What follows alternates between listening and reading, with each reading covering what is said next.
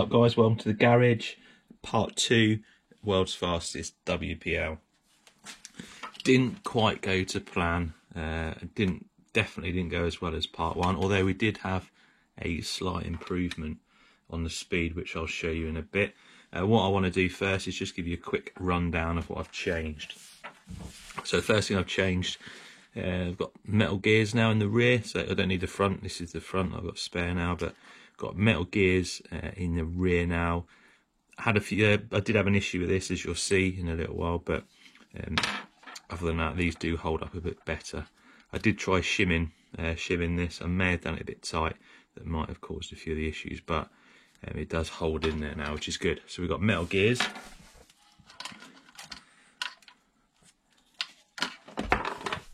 I've put the Fey FY002 wheels on just on the rear.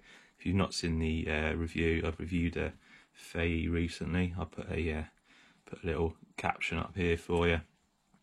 So I can't change the gearing on this, I can't change the motor, but what I can change is the size of the rear wheels to get a little bit of extra speed. So we've got bigger wheels on the back there. I've kept the little ones on the front because I kind of like that that stance there that we've got. You noticed before it was hopping up and down in the back, so I've doubled the leaf springs on the back there, and as you'll see, we've also got a metal drive shaft. We'll talk about that in a minute. What I do want to show you though, how about a little bit of appreciation for the rear diff cover. Check that out. I think it looks really cool.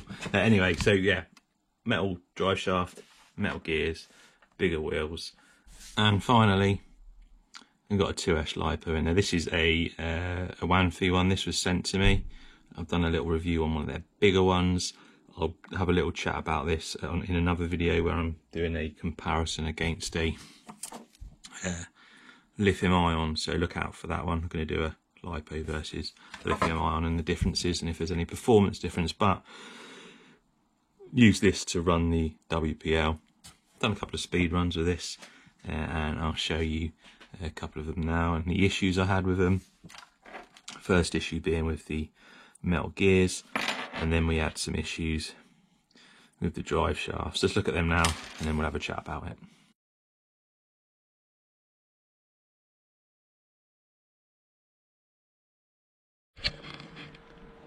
So here's the problem.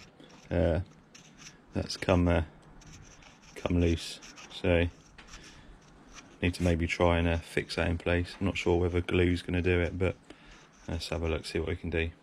So done a bit of repair with some glue, not sure if it's going to hold up, but we'll take it steady and see if we can improve on that 19 with the broken axle. Nice and slow.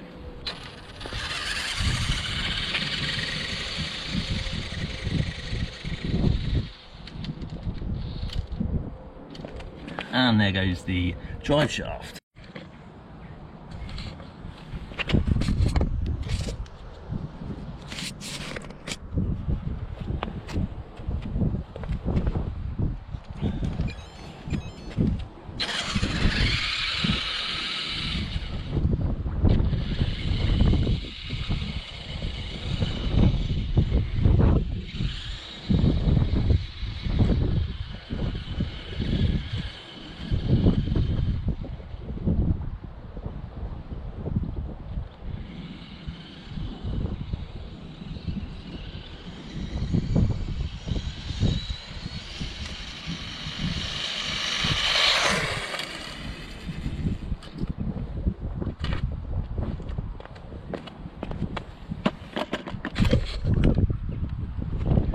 Drive shaft popped off again, but we got a bit of speed there, so let's see what it was.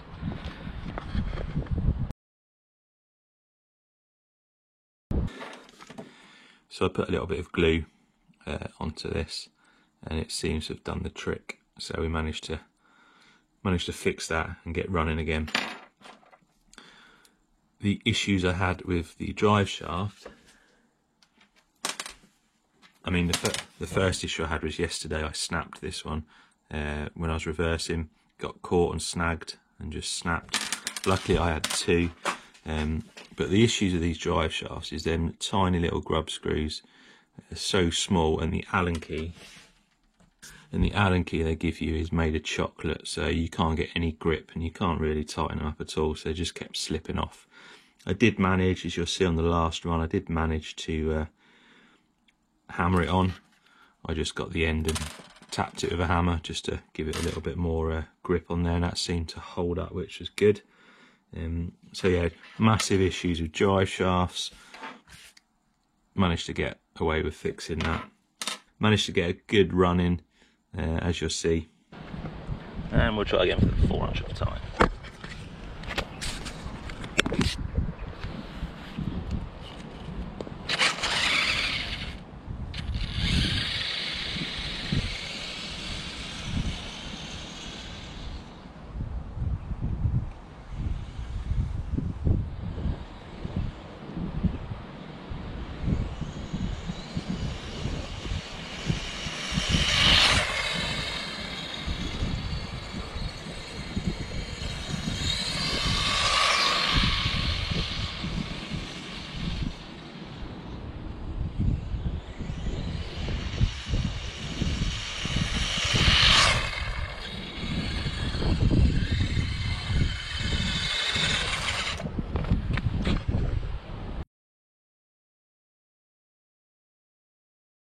Grip, not much traction, so it kept slipping when I was accelerating. So I put it on the grass, and as you can see, it quite easily pops wheelies.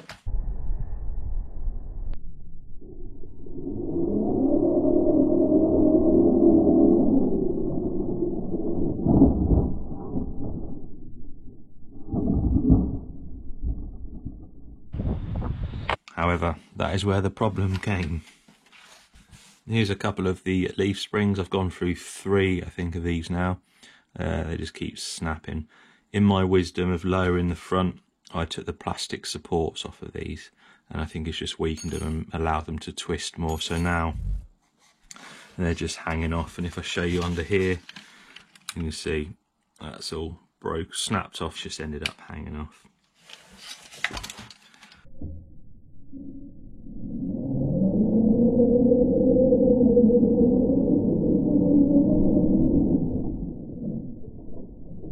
I have changed this. I have lowered, as you may or may not have noticed, I have lowered the body now. We've had to do a little bit of trimming on the front. So a bit of trimming on the front. Removed a bit of the chassis as well, the stuff that was poking out, and now we've managed to get that's not right. Sits nice and low, and I really like the look of it now. I was going to put a C14 body on it, but I really like how it looks. So this video you're watching now is a little bit after the recordings that I'd done. I did lose, I don't know why, but at the moment I keep deleting stuff by mistake, so I did lose about 2 or 3 files, and I lost the summary. So fast forward a few days, that's about where we are with this. I've now got, they've arrived yesterday, we've got the black drive shafts. They look like they've got bigger grub screws on, and I've heard they're a bit better fit, and they stay on easier as well. So I've got them. We'll get them fitted. The motor's also arrived, so that's a 7,200 kV motor. Should kick out a little bit more RPM for this. I have got a spare ESC, so if that doesn't, if that can't deliver the power needed, I have got a spare one. And then I'm going to double up the springs at the front to try and stop this from happening again. So that's kind of where we are. So anyway, remember, support the channel, subscribe, and hopefully part 3 will be coming very soon. See you next time.